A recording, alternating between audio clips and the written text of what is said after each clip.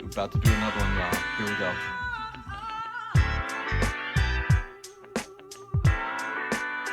Howdy, howdy, howdy, and welcome to Thriving in the Transition, the podcast.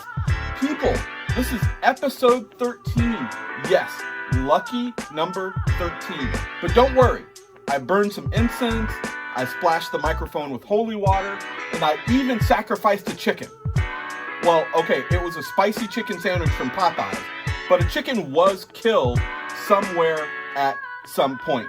Anyway, we should be well covered and protected from any bad luck juju, if you believe in that sort of thing. I'm humbled and blessed to be able to bring you this podcast and to be part of your lives. Yeah, I know I say it every week, but it's because I mean it. Your feedback, encouragement, and connection make it all worthwhile.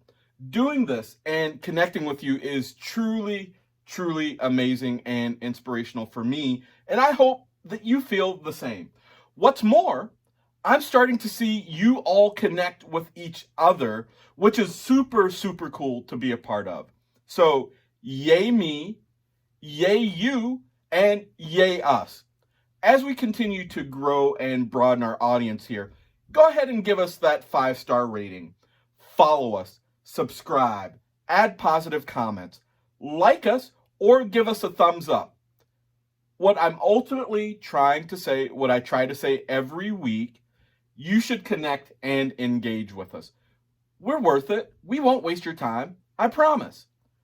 We're now up and available on Anchor FM, Apple Podcasts, Breaker, Castbox, Google Podcasts, Overcast, Pocket Cast, Radio Public, and Spotify. And maybe even a few that I'm not even aware of. We're all over. Just search for us wherever you listen to great podcasts.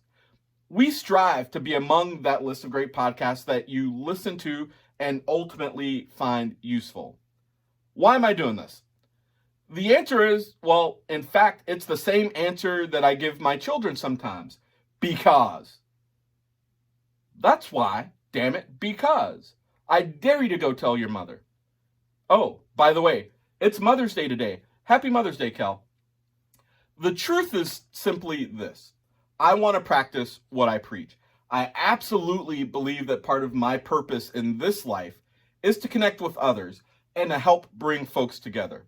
I want to highlight and ultimately exemplify the fact that we've got more in common than we do in difference. Yes, of course, the differences are much easier to identify, but discovering and appreciating those commonalities, that's so much more fun. So yeah, that's partly why I'm doing this. The other part, or the rest of the story, as to why I'm doing this, is that I want to shine a bright, shining light on those slightly enigmatic, charismatic, and inspirational people among us. I want their stories about thriving in the transition to help you.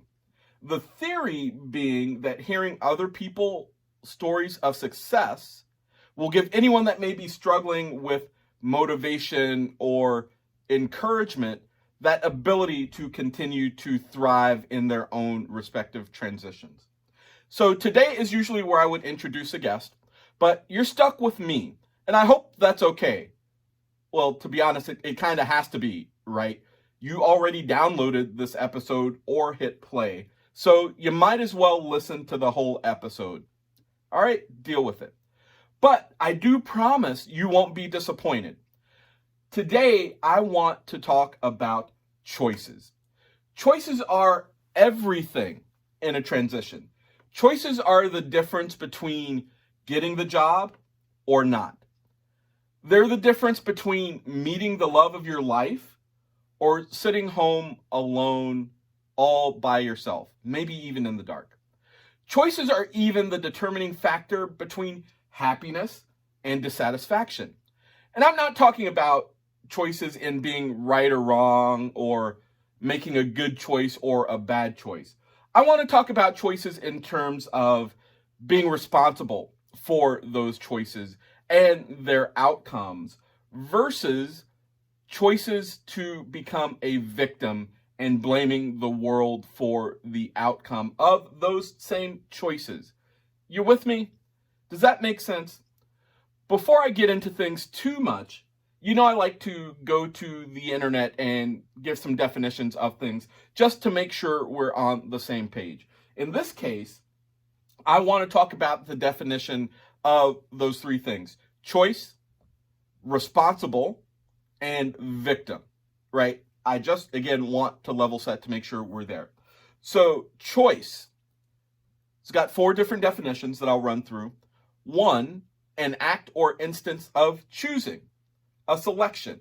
For example, her choice of a computer was made after months of research. His parents were not happy with the choice of friends.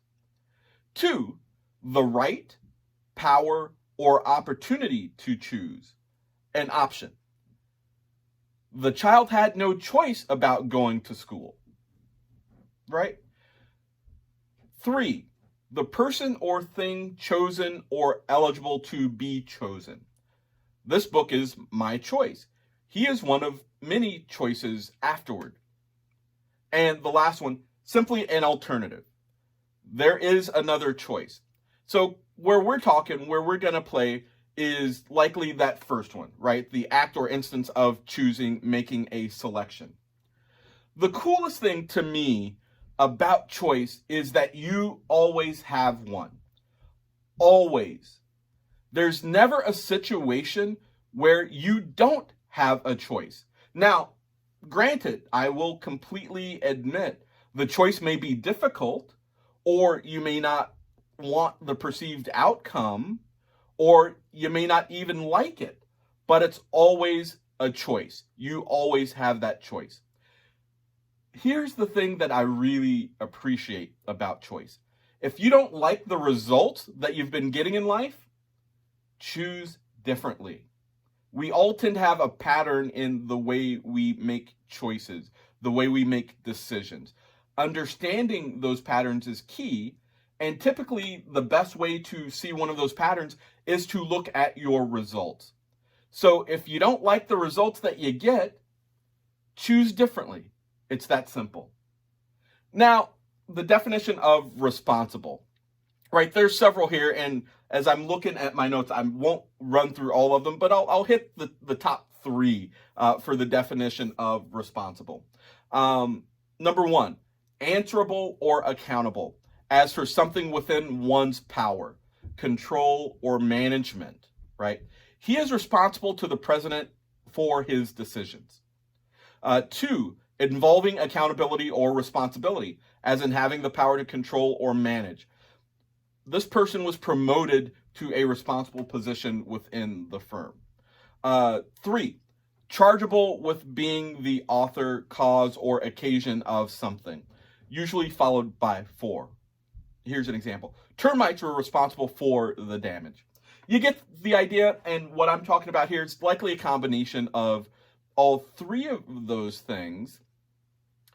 The thing with being responsible or responsibility, there's power in being responsible, in responsibility. Being responsible to me also has an illusion of being present and in the moment.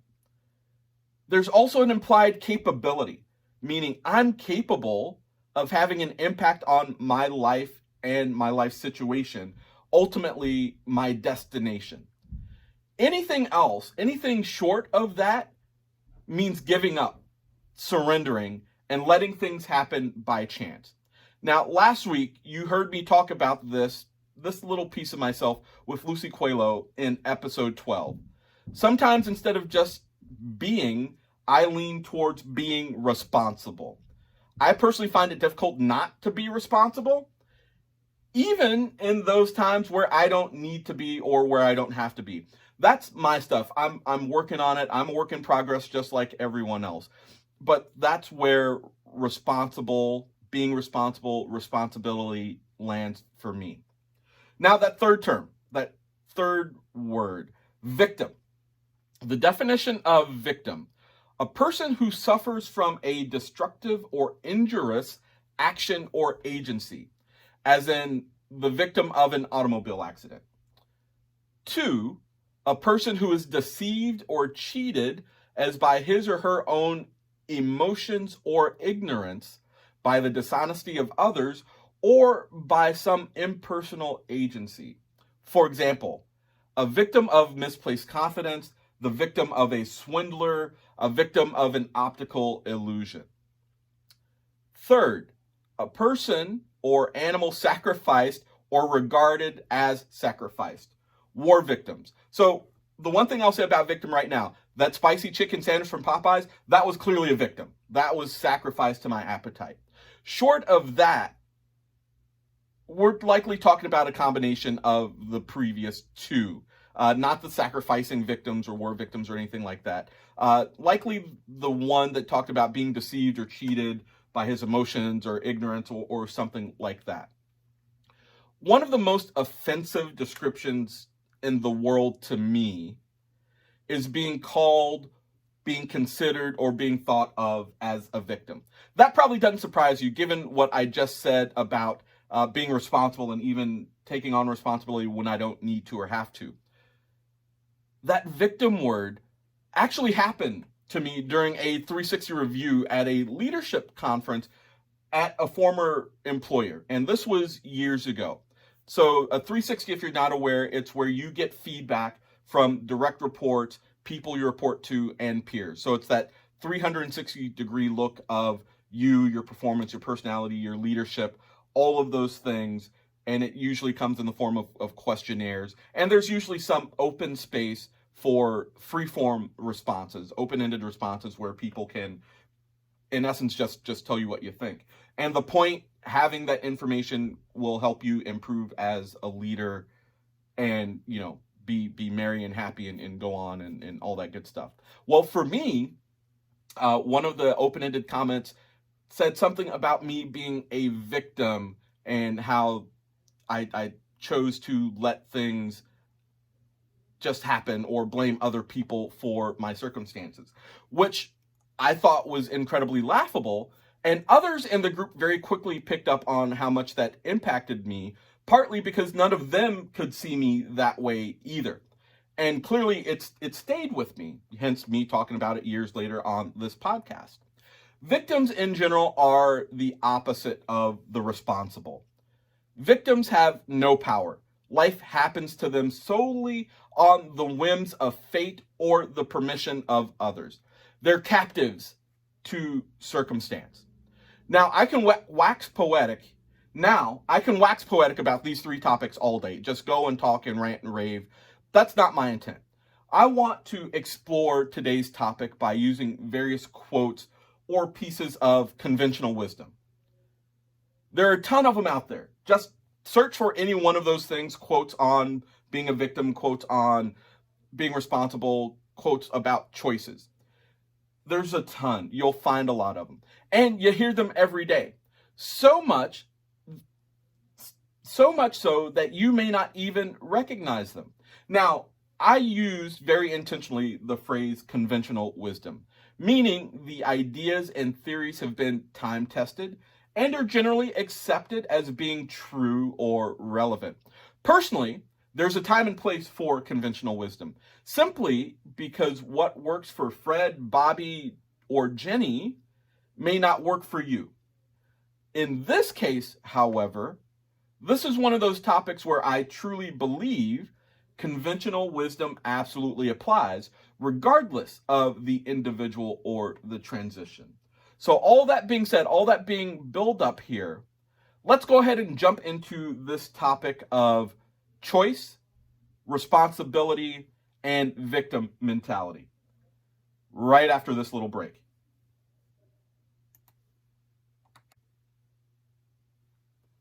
All right, folks, welcome back. Thanks for coming back after. All right, folks, welcome back. Thanks for returning after break. So I said I'm going to talk about conventional wisdom around choice, responsibility, and victim mentality. And the way that I'm going to do this is through other people's words, hence that conventional wisdom moniker that I used. So I've selected 10 quotes for each of those topics. I'm going to share those quotes with you if needed or applicable or relevant. I'm going to give my views on those quotes. A lot of them will stand alone, and I think you'll get a really good understanding of that concept or each of those three categories that go into the foundation of this episode. And they're from people that you know, people that you respect, people that you love and value. And I'm not just talking about me with this one, other people. So here we go. Conventional wisdom around choice. Where these next 10 quotes are all going to have to do with choice. And mind you, they're in no particular order. I thought that would defeat the purpose because each of these is going to land differently for everyone that hears them. Some of you are going to agree, some will not, some they won't resonate whatsoever with you, but they all deal with the topic at hand. In this case, it's choice. So the first one, may your choices reflect your hopes, not your fears. Nelson Mandela. I honestly love this one. To me, this goes to the very definition of choice. The choices you make should reflect what you want, what you hope to have happen, the goals that you are pursuing, not your fears. But many of us will make choices that lead directly to our fears, or make choices from a place of fear, which still contributes to not reaching your goals or your dreams or reflecting your hopes. So Nelson Mandela was the first one. May your choices reflect your hopes and not your fears. We've got one by Martha Beck now. Every day brings new choices. That's it. Straightforward, simple, to the point. I find this true. Every day does bring new choices. You've got the opportunity every day to choose, to make decisions to help get you to where you want to be in life. Conversely, you have an equal opportunity to do the opposite, to make choices that keep you where you are, make choices to silence your own voice, make choices to hide your light. And if that happens, fine. You're human. We're all human. We've all done that at some point. The power of Martha Beck's quote here, you've got the opportunity to do it again the next day. Tomorrow is a new day. Every day brings new choices by Martha Beck. Number 3 here. Life is a matter of choices, and every choice you make makes you. John C. Maxwell said that. Life is a matter of choices, and every choice you make makes you. I am an absolute firm believer that we are the sum of our experiences, and our experiences are the sum of our choices. You are made by the choices that you make. That's why if you are not responsible, you clearly fall into that victim. And I'm jumping categories here, so I'll rein myself back in and stick to the topic at hand. Right now we're talking about choice. John C. Maxwell's words, I think, are incredibly relevant and on point. Life is a matter of choices, and every choice you make makes you. All right, moving on. This one I really like, and you'll find out for a good reason why I really like this one. I believe we are solely responsible for our choices, and we have to accept the consequences of every deed, word, and thought throughout our lifetime. Elizabeth Kubler-Ross, folks. If you remember, she was the basis of our episode 7 of Mice, Men, and Coronavirus. She did the work on the phases of death and grieving and is so incredibly relevant right now as coronavirus is still here and we're getting frustrated and upset and people want to leave. People are choosing to disobey stay-at-home orders. People are choosing to arm themselves and storm capitals in various states. People are choosing to open beaches and continue the prolonged risk. Elizabeth quite aptly states, I believe we are solely responsible for our choices, and we have to accept the consequences of every deed, word, and thought throughout our lifetime. So remember, there's a consequence for every choice that you make. Next one. Choices are the hinges of destiny. Edwin Markham. Choices are the hinges of destiny. Now, this one's short, concise, and to the point. However, it may be slightly confusing. My translation or definition of this, choices are the hinges of destiny. Hinges meaning as in a doorway, right? They allow that door to open or close, to swing one way or the other. It is the choices you make that define how far that door swings open. Does it swing in or out? Does it stay open once it's open? Does it close immediately? Or does it open at all? In that sense, choice is incredibly powerful. Just like you've heard in the quotes up to this point, but I like the way Edwin added that visual. Now, hopefully my translation or definition helped you a little bit. But choices are the hinges of destiny, Edwin Markham. All right, we're halfway through. Next quote. No matter what the situation, remind yourself, I have a choice. Now, I wanted this to be so much deeper and so much more airy and, I don't know, mystical, especially since it's from Deepak Chopra, right? Deepak Chopra, simply in layman's terms, nails it. No matter what the situation, remind yourself, I have a choice. And I firmly believe that. In fact, I said it in the intro of this episode. You always have a choice, no matter what, no matter the situation, no matter where you are, no matter what you've been through, no matter where you're going. You always have a choice. But sometimes you need to be reminded of that. And Deepak Chopra nails that for us. No matter what the situation, remind yourself, I have a choice. All right, moving on. It is in your moments of decision that your destiny is shaped. It is in the moments of decision that your destiny is shaped. Tony Robbins, the man needs no introduction whatsoever. Whether you love him or hate him, you still know who he is. And what I like is how it's related to Edwin Markham's, right? Edwin's choices are the hinges of destiny. Tony's, it's in the moments of decision that your destiny is shaped. Slightly different visual, though. Again, the choice means that you have control, you have input, you can affect your destiny and how it is shaped through those moments of decision. So lots of really good stuff here. I'm so glad I did this and used conventional wisdom, because I would have done research and reinvented the wheel here for no reason whatsoever. So 2 more here. 3 more as I count. Here we go. Remember, there are no mistakes, only lessons. Love yourself, trust your choices, and everything is possible. Cherie Carter Scott. Remember, there are no mistakes, only lessons. Love yourself, trust your choices, and everything is possible.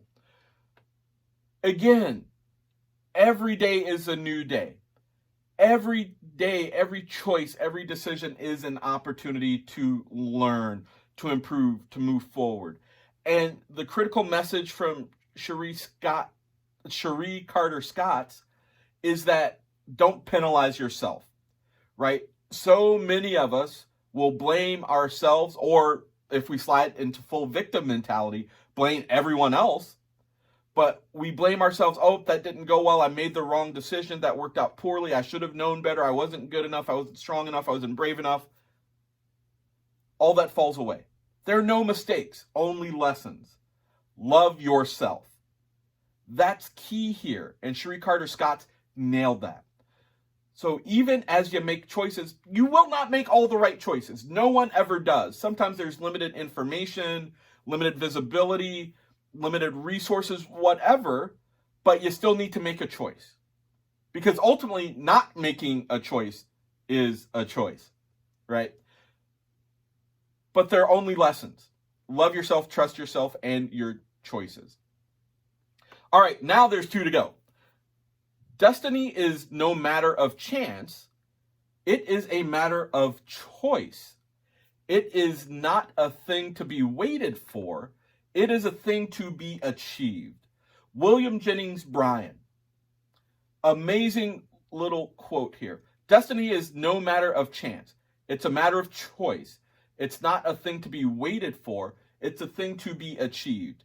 Now, I think he captures the way that I view choice. You always have an input into your life. You always have the ability to impact your life. It's not a matter of chance. It just doesn't happen. Careers, relationships, love, life, dream jobs, goals don't fall from the sky. There isn't anyone walking around the streets of the world with a silver tray and a lid saying, "Here you are, sir. Here's everything that you wanted." That's chance. But instead, it's a matter of choice. You can choose to set the goal. You can choose to go out and make it happen. You can choose to build the community. You can choose to share your vision and dreams with others. You can choose to learn from other people's vision and dreams. You can choose to believe that we've got more in common than we do in difference. Destiny is a matter of choice. And don't wait for it. If you wait for it, one day you're going to wake up and life is over. Opportunity is gone.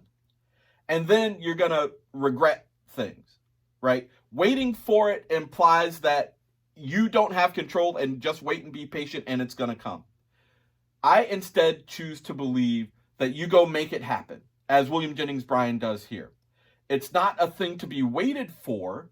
It is a thing to be achieved. So go out and achieve and go out and make it happen. Go out and get it. Just do it. Any of those cute little advertising phrases that come to mind, summed up here. William Jennings Bryan. Destiny is no matter of chance. It is a matter of choice. It is not a thing to be waited for. It is a thing to be achieved. And that quote was a thing of beauty in my humble opinion. Last one, as we talk about choice and conventional wisdom and the quotes that support it. It is our choices that show what we are truly. It is our choices that show what we truly are, far more than our abilities. I'm going to say that one again. It's our choices that show what we truly are, far more than our choices. J.K. Rowling, again, of Harry Potter fame, of all the books and the movies, and I'm not a fan at all.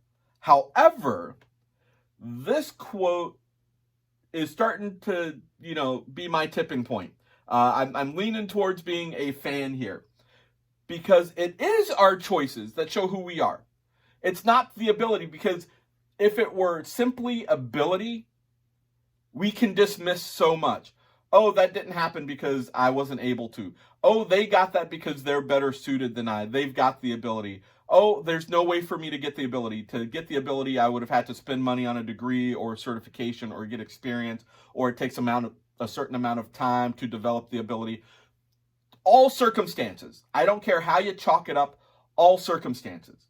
Right? Don't get me wrong. Ability is important, is key, but you can go out right now and get whatever ability you need. In fact, I'm going to assert that you've already got the abilities that you need to get whatever it is you want. Therefore, it is only choice that shows who you are, just like JK says. It's our choices that show what we truly are, far more than our abilities.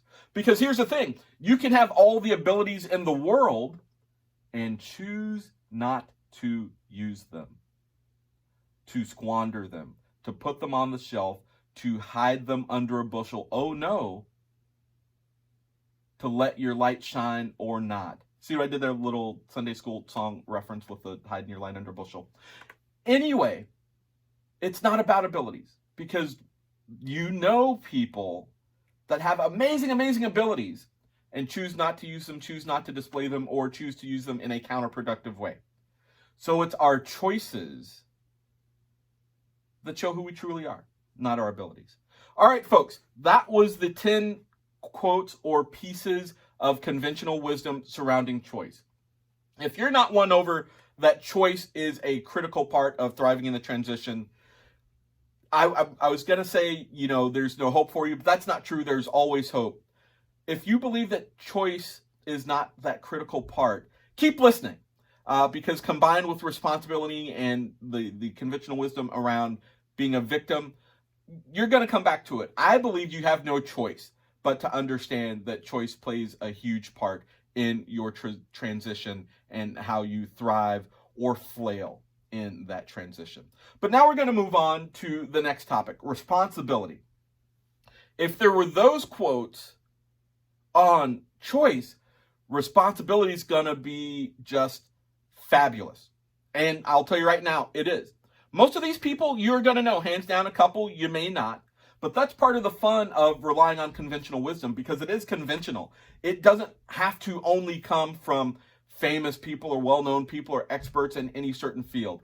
It's conventional. It can come from your neighbor, your wife, your friend. And that's one thing that I'm really trying to highlight and take advantage of in some of the memes that I post, in some of the social media that I post on Instagram. If you don't follow me, go ahead and look. But your friends, the people that you know, say some amazing things that are incredibly poignant and relevant to life. All you have to do is listen. Be present. Be in the moment. And the impact that you need, that you're looking for, is there. It doesn't have to be these famous people that I'm quoting. It can be from anyone. Hence the phrase conventional wisdom. So be on the lookout. Listen for what is impactful to you. All right. Conventional wisdom around responsibility. We're starting off with a heavy hitter here. Winston Churchill. The price of greatness is responsibility. The price of greatness is responsibility. Winston Churchill. You can't help, at least for me, being a geek. Anyone else thinking of Spider-Man? With great power comes great responsibility. Same thing here. The price of greatness is responsibility. You have a certain amount of responsibility with your greatness, because your greatness wasn't just handed to you. You earned it. If you've got a place of influence, of power, of greatness, you have a responsibility to yourself, to others, the society as a whole. All driven by the fact that we've got more in common than we do in difference. Yes, that's my little spin on it. But all that to say, you're not alone. As Lucy Coelho said, and again, a friend, a coworker, a colleague, who is not yet famous, but I expect her to be very, very shortly. And I'm going to ride those coattails as far as she'll let me. But anyway, you were not built on Earth. You were not put on Earth to be solitary. Humans were meant to be social. Your strengths were not just given to you to fix your broken pieces. There is a responsibility with greatness. So Lucy got that. Lucy has tremendous quotes around that. So does Winston Churchill. The price of greatness is responsibility. Next one. The man who complains about why the ball bounces is likely to be the one who dropped it. Lou Holtz. The man who complains about the way the ball bounces is likely to be the one who dropped it. Now, this one, on the front end, it is not about blame. It is not about blaming the person that's blaming why the ball dropped. That's not it whatsoever. However, I think it's more about a very human tendency, because those people that are truly responsible will never complain about the way the ball bounces, because they understand that life happens, that the ball likely bounced or was dropped because of a choice. They take responsibility for it. Tomorrow's another day to make that choice. Now I'm blending back up to that first category, but I think it's relevant here. And these three categories of choice, responsibility, and being a victim are all related. They're all interwoven. So instead, Lou Holtz goes for the obvious. Typically, it's those people that complain that have the most to do with a situation, or they are complicit in that responsibility by not doing anything in the first place. Backseat drivers, armchair quarterbacks, all of these phrases, I think, apply to what Lou Holtz is talking about. Well, they should have done blah, blah, blah. Well, if I were governor, I would have blah, blah, blah. Well, Donald Trump needs to blah, blah, blah. The man who complains about the way the ball bounces is likely the one who dropped it. Instead of complaining about what's going on or why the ball bounces, what have you done to prevent it from dropping in the first place? Have you used your skills, your strengths, your passions to ensure that the ball never bounces, or that everyone has a good grip on the ball, or that everyone has the equal opportunity to have the ball? Because right now in our country, let's be honest, only certain groups of people are allowed to have the ball. Yes, I said it, damn it. Only certain groups are allowed to have the ball.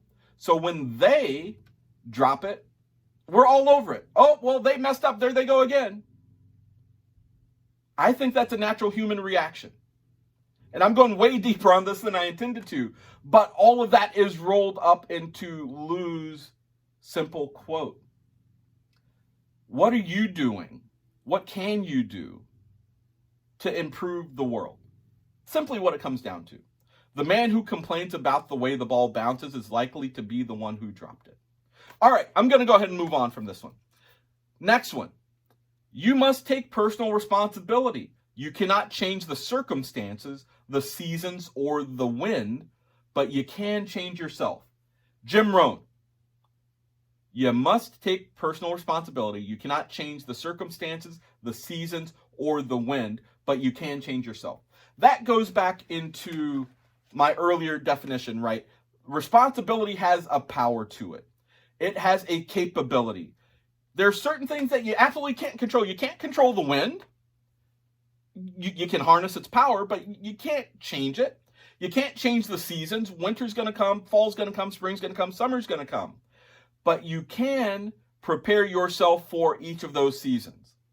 There's a responsibility there. There's more so a personal responsibility there. And if you lived your life with that personal responsibility, being responsible and accountable for your life, for those lives of the people that matter to you, there's no place to complain. Circumstances have zero to do with it. Jim Rohn, you must take personal responsibility. You cannot change the circumstances, the seasons, or the wind, but you can change yourself.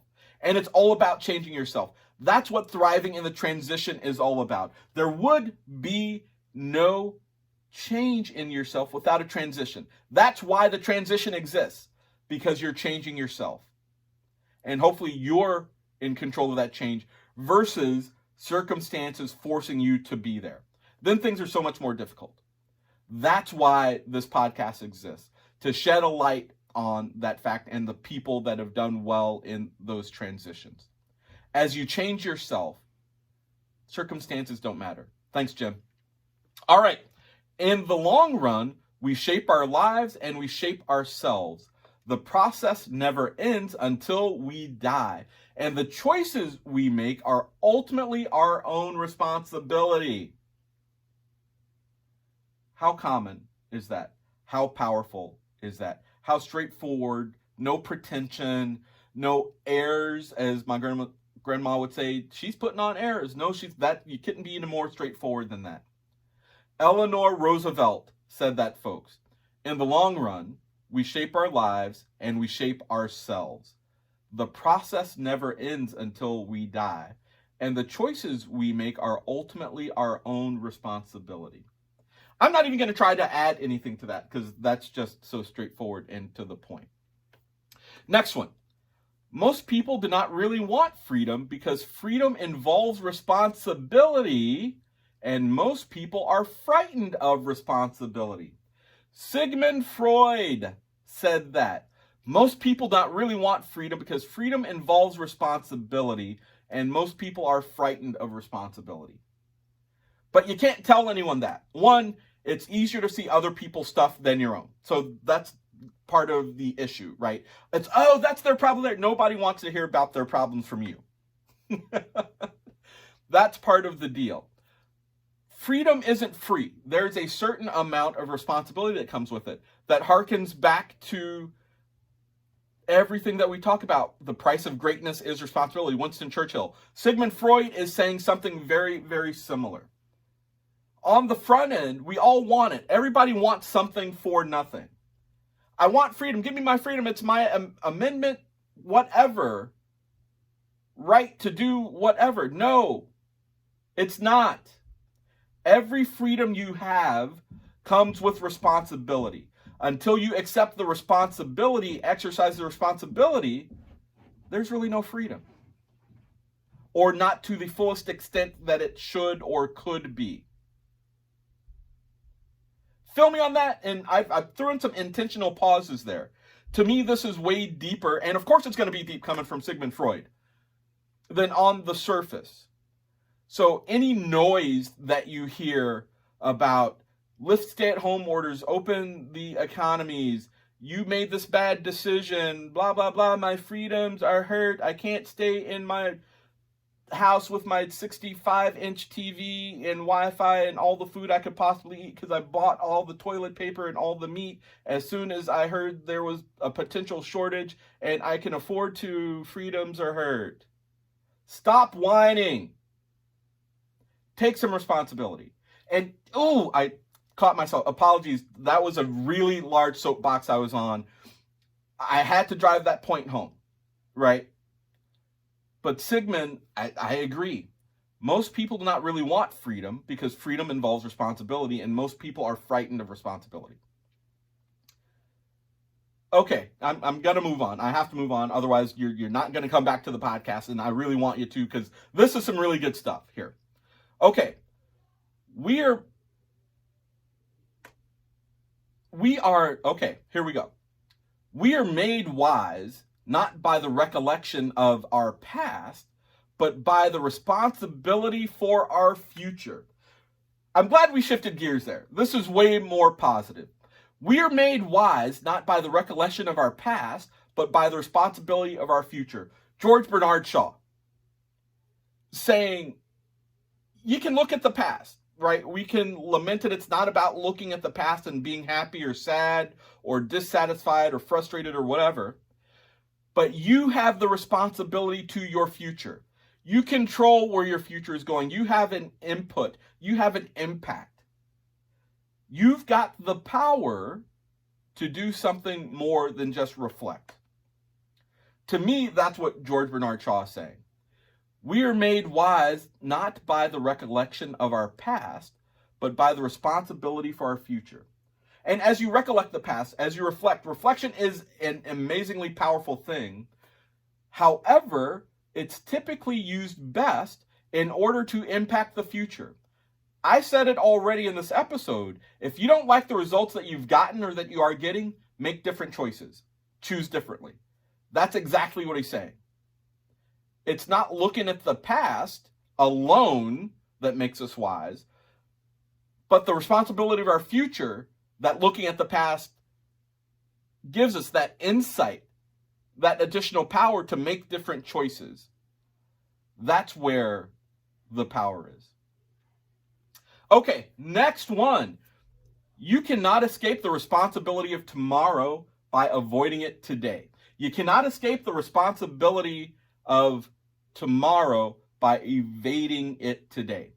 Abraham Lincoln. Drop the microphone right there. Abraham Lincoln said this. You cannot escape the responsibility of tomorrow by evading it today. My grandmother would always say, and I think I've used this quote on this podcast already, don't put off till tomorrow what you can do today. Slight difference. However, the point is still there. Responsibility doesn't leave because you get to a place of greatness or a certain level of achievement. That responsibility comes with it. It's part of that station. I don't know why I've been quoting The Station by Robert Hastings almost every episode. So Steve Ryman, thank you for reminding me of that and bringing it forward because it applies to so much of what we do and to so much of what we struggle. And in this case, You can't dwell on the previous station, what has happened. You can't necessarily dwell or be afraid of the upcoming station, but take the responsibility right now at the current station. You can't avoid it. Don't try to evade it, because that responsibility will help you get to the next station. Hopefully that's not too super convoluted. I think you follow me. You are all brilliant people. But Abraham Lincoln, you cannot escape the responsibility of tomorrow by evading it today. Here's another short and sweet one, and I really like it. In dreams begin responsibilities. In dreams begin responsibilities. That's W.B. Yeats. Simple. I love it's poetic too, right? My takeaway, even in your dream, and we all have dreams. But as I said, dreams just don't poof, mystically happen. There's a certain amount of responsibility that you must take on in order to achieve your dreams, or to make sure that that dream is fulfilled. In dreams begin responsibility. Once you have the dream, now you know how to get started. Now you know where you need to improve or change or do something different or take on additional responsibility. In dreams begin responsibilities. Now it's time for Martin Luther the King. The time is always right to do what is right. Martin Luther King Jr.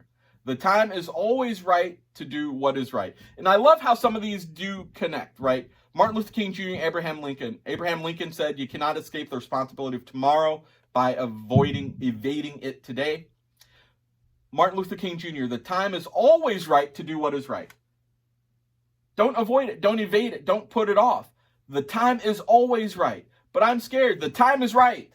But I don't know how. The time is right. But I don't have the community. The time is right to do what is right. Here's a long one from Stephen Covey. And I like it because, again, Stephen's really practical and he breaks it down. His quote, look at the word responsibility. Response-ability. The ability to choose your response. Highly proactive people recognize that responsibility.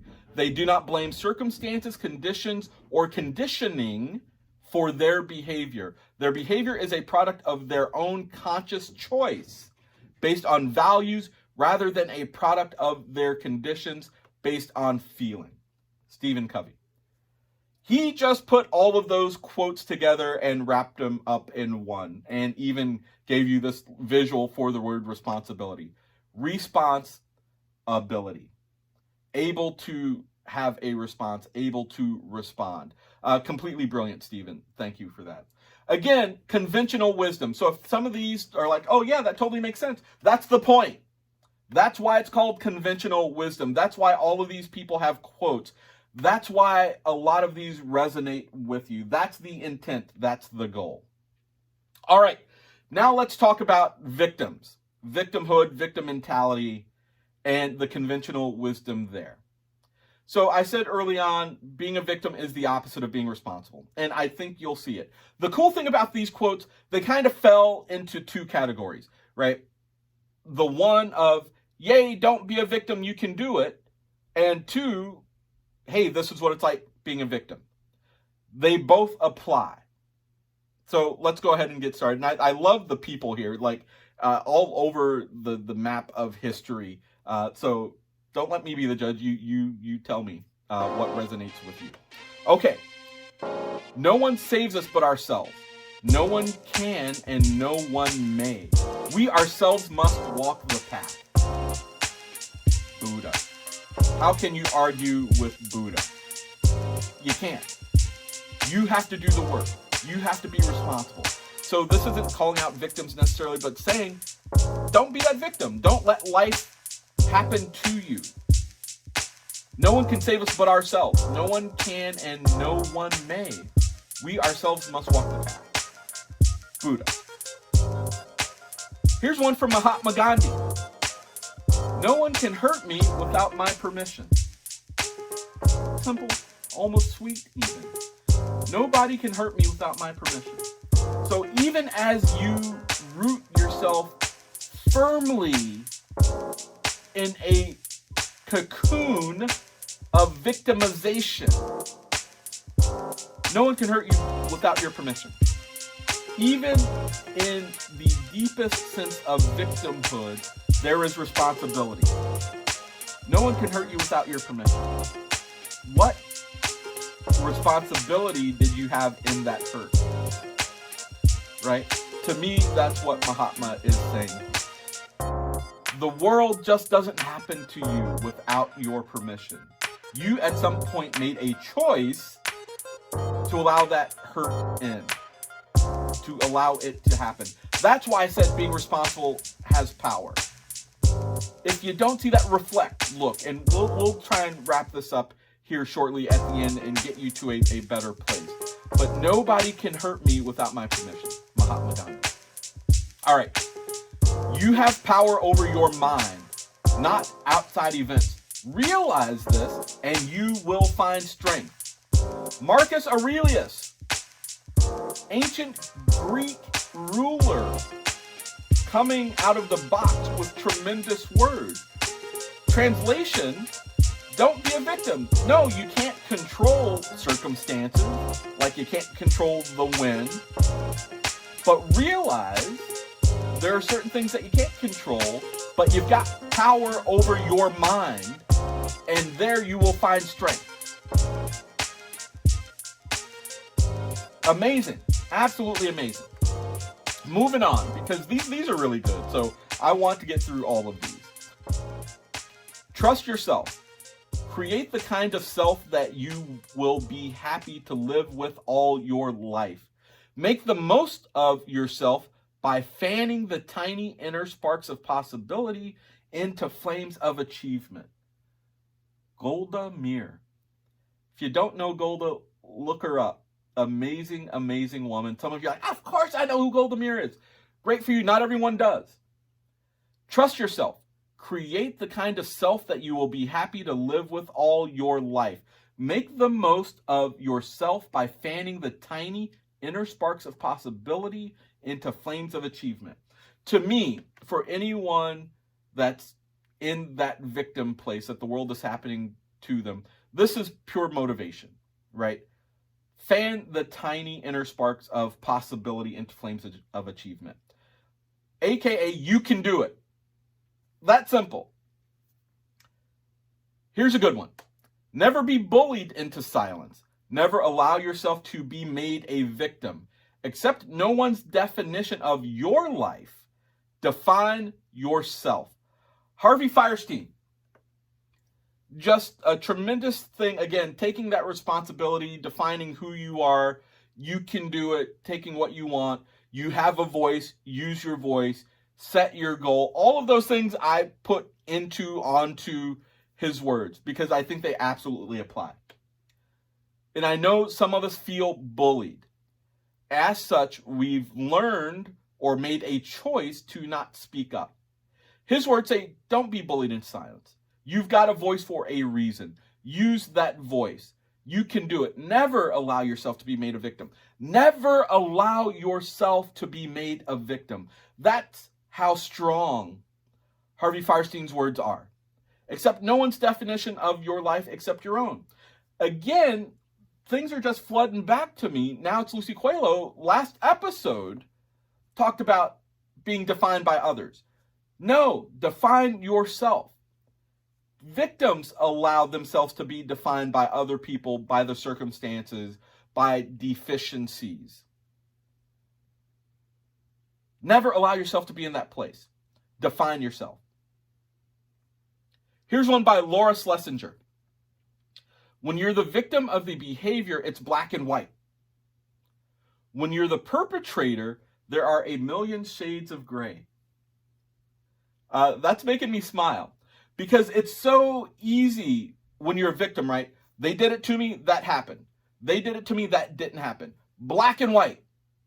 But if you're now responsible, there's all kinds of shades of gray, which means you've got room to maneuver. You've got the ability to improve. You can do something about where you are and what you want. When you're the victim of the behavior, it's black and white. When you're the perpetrator, there's a million shades of gray. Laura Schlesinger. All right. The victim of mind manipulation does not know that he is a victim. To him, the walls of his prison are invisible, and he believes himself to be free. Talk about deep. This may be my favorite here. Aldous Huxley, author of The Brave New World, as well as many other amazing pieces of work. The victim of mind manipulation does not know that he is a victim. To him, the walls of his prison are invisible, and he believes himself to be free. It's my Fifth Amendment right to say whatever I want. I've got the right to bear arms. What kind of invisible walls are you living in? What invisible walls surround you? Now, some of you may be thinking, well, if this is true, if Aldous Huxley's quote is true and people don't know they're a victim and believe they're free, how can you get around this? How can you avoid this? One, by taking responsibility. Two, I called this out early on in the episode about safety. If you're not making the progress that you want, something's up. Or that's the key and only way to know that safety is violated. So if you've got invisible walls, or you don't know you're a victim, you know if you're able to move forward or not. Which means you should take a second look at the world, at yourself, at what's possible. So the victim of mind manipulation does not know that he's a victim. To him, the walls of his prison are invisible, and he believes himself to be free. This is also where community comes in, because your community will tell you very quickly, dude, you're in an invisible cage. You're stopped. You need to do something else. I saw this change in you. Why aren't you doing this? I believe in you more. You've got more capability than this. That's the power of community. We're almost done, folks. Almost done with this list. In fact, I've got 3 more here. We're all victims of what life deals out. It's how we handle it that's important. Nora Roberts. We're all victims of what life deals out. It's how we handle it that's important. We all go through situations that give us pause, that stop us, that knock us off the horse. The trick is what we do afterwards. Victims will always say, oh, I was knocked off the horse. I'll never, ever get on the horse again. People responsible was like, damn it, I was knocked off the horse. I'm not going to stop trying until I learn to ride the horse. See that difference? To me, that's what Nora's saying here. It's how we handle things. That's the differentiator. We all go through stuff. We've got more in common than we do in difference. We all have pain. We all have heartache. We've all lost people to the coronavirus. It's how we deal with that that separates the responsible people from the victims. All right, this one from Danilo Kiss. You can't play the role of a victim all your life without becoming one in the end. You can't play the role of a victim all your life without becoming one in the end. I think this is really powerful, and to me, this is the slippery slope of victimhood. Because if you act a certain way your whole life, at some point you're going to believe it. At a certain point, other people are going to believe it. And that's simply not the case. I believe in you more than that. If you don't have the belief in yourself, I do. I'm telling you right now, you're not a victim. Don't play the role. Don't be happy with the trappings of victimhood. There's more to life for you. There's more to be had. There's more to be gained. If not for yourself, think about the people that you could potentially impact. Again, your strengths, your tools aren't necessarily just to fix your broken pieces. You have the opportunity to impact the world. To me, that's the saddest part about this quote from Danilo Kiss. You can't play the role of victim all your life without becoming a victim in the end. All that says to me is don't be a victim your whole life. That simple. All right, last one, and I do love this one. We are not victims of the world we see. We are victims of the way we see the world. Shirley MacLaine. Is anyone else surprised by that? Clearly some folks aren't. Amazing, and I thought this was the absolute best way to end this section on victimhood and conventional wisdom. We are not victims of the world we see. We are victims of the way we see the world. Now, to me, that's everything that I've been talking about. That's every bit of the responsibility of being great, of having power, of having control, of being able to contribute to where you want to go. It oftentimes is just a matter of the way you see the world. Much like we're talking with Aldous Huxley and the invisible walls, it's the way you see the world. Now, you don't know what you don't know. How can you see the world differently? Make different choices. I said it and I meant it. If you don't like what you see, choose differently. That's how all three of these things come together. Folks, I've been on soapboxes, I've gotten passionate, and I thank you. So those were 30 quotes, right? 30 quotes in a very short amount of time on choice, responsibility, and victim. I called it conventional wisdom. It may just be wisdom. You can call it whatever you want, but there's power here. We're going to wrap things up right after this commercial break. All right, welcome back, folks. I don't know. Are you pumped up? Is it just me? I don't know. I'm perspiring just a little bit. It could be because I'm wearing a hat and it's kind of warm today. But I'd rather think that it's the awesomeness of the conversation that we just had. Sharing that conventional wisdom, those 30 quotes on choice, responsibility, and being a victim. Now, here's what I think is so awesome about having this conversation. Being responsible is a choice. Being a victim or falling prey to victim mentality is a choice. That's why this topic and this podcast are so important. They aren't necessarily three mutually distinct items. They're related, and I think you got that with some of the quotes. There was a lot of overlap.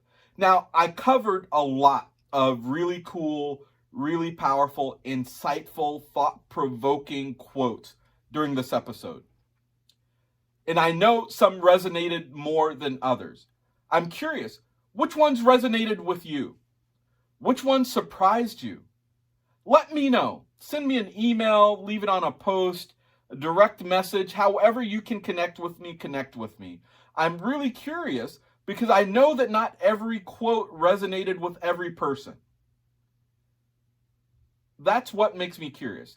I'm even willing to concede that for some, someone, somewhere, none of the quotes that I shared resonated. However, if you take the time to explore why certain ones did resonate and other ones fell flat, you will position yourself to thrive in the transition. And that was my goal here today, to share some conventional wisdom to get you thinking about where you are and how you might choose differently. Before I bring this episode to a close, I've got a couple very important questions for you. Now, I already asked a couple. Here are three more. 1, what's the most pressing choice facing you right now? It's not until we actually think about what that choice is that things can make sense or fall in line. What's the most pressing choice facing you right now? 2, what areas of your life can you be more responsible for? My assertion that for most of us, there is a certain area of your life somewhere, no matter how big or how small, that you can be more responsible for. That thing that you've been trying to achieve but can't seem to. That decision that you've been putting off. That relationship that you've decided to no longer nurture. Whatever it is, from whatever part of your life, what area of your life can you be more responsible for? And then number 3, this is a biggie. What does being a victim provide to you? What does being a victim provide to you? My assertion, my thought, my postulation, if you will, is that in order for someone to voluntarily be a victim, to take a backseat in their own lives, there has to be a benefit. There has to be a payoff. You have to be getting something from that situation to allow it to happen. For me, and yes, I know you're not me, I'm riding on the fact that we do have more in common than we do in difference. So for me, not having any input into where I go with my life would be devastating. Unless there was a payout far bigger than me taking responsibility. So the question, what does being a victim provide to you? Maybe it's comfort, security, you know that role, you play it really well. I don't know. I'm just throwing out stuff. I'm curious. So again, share with me the answers to those 3 questions. If you've never thought about those questions or answered them, absolutely, please do. That's why I asked them. I didn't ask them just to ask them. I want to know. My goal is to connect and demonstrate that we've got more in common than in difference. You know that. But part of my goal is also to help. By answering those 3 questions, I want to empower you to make better choices so you can ultimately reach your goals, whatever those goals are. Right? That's it. I'm done. Let's wrap this one up. So that brings us to the end of Thriving in the Transition, episode 13. Thanks for joining, and thanks for allowing me the opportunity to be myself. If you're getting something from this podcast, leave us that rating of 5 stars wherever you listen to podcasts. Subscribe and add us to the list of other great podcasts you listen to. Follow me on Twitter and Facebook at Logic Consulting, LOGIQ Consulting. Also follow me on Instagram at Logic Coach, LOGIQ_coach. Also follow me on Spotify at GQ Down. And not just the podcast, follow me there as well. That's uber, super duper important. Also follow me on the music side. There's this amazing Thriving in the Transition playlist that puts together so many great songs from the guests of the show, as well as other songs, again, with the premise, if you were to dedicate that song to yourself, you'd be in a better place. Do that. Check it out. Reach out to me on LinkedIn at DJ Will Rock. Don't forget to follow the YouTube channel, Thriving in the Transition. Don't forget to check out the website, www.thrivinginthetransition.com. You can get all the podcast episodes right from that webpage. Lastly, if you're interested in supporting this podcast to help us grow and develop, there's a sponsorship button on the homepage on anchor.fm, www.anchor.fm/TITT for Thriving in the Transition. Again, look for the support button. Most importantly, don't keep this a secret. Tell your friends, tell your family, tell your coworkers. You know, it's scientifically proven. Man, and I used this bit last week and I didn't change it. Most importantly, don't keep this a secret.